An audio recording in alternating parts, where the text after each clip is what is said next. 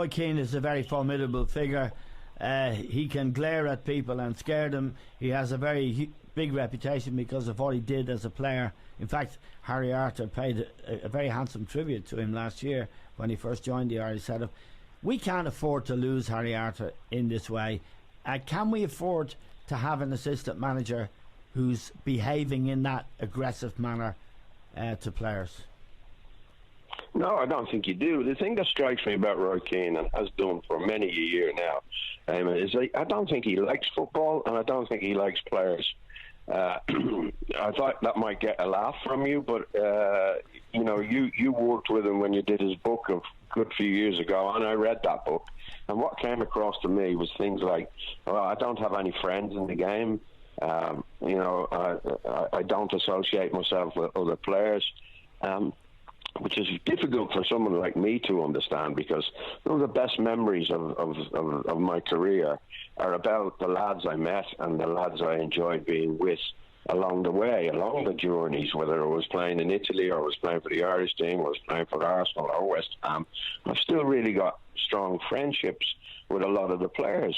And Roy came and said, well, no, I don't. And when you hear him speak about football, in his punditry role, again, it comes across that he doesn't like modern day footballers, or he doesn't like what they get and so forth.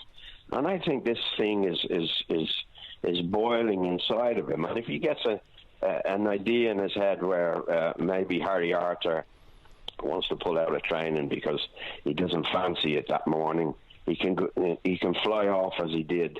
You can't do that anymore. You couldn't even do it in any day when you were assistant manager. John's right. He's there to assist.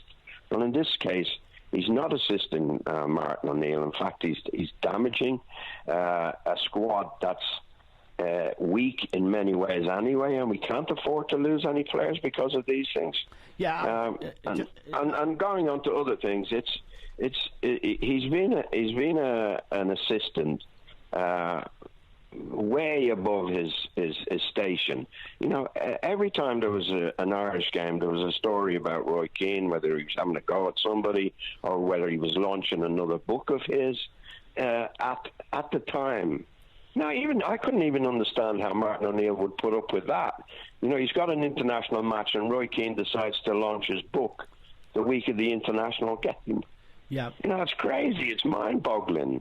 Yeah, and it's really taking the piss, isn't it? It is, yeah. It really is taking the piss out of the Irish soccer team, and I think Martin O'Neill or the powers that be, John Delaney, has got to say, this is enough of this. This has got to stop.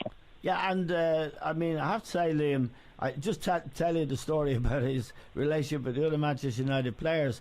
He told me that the only player he ever socialised with, and that was only once, was Nicky Butt.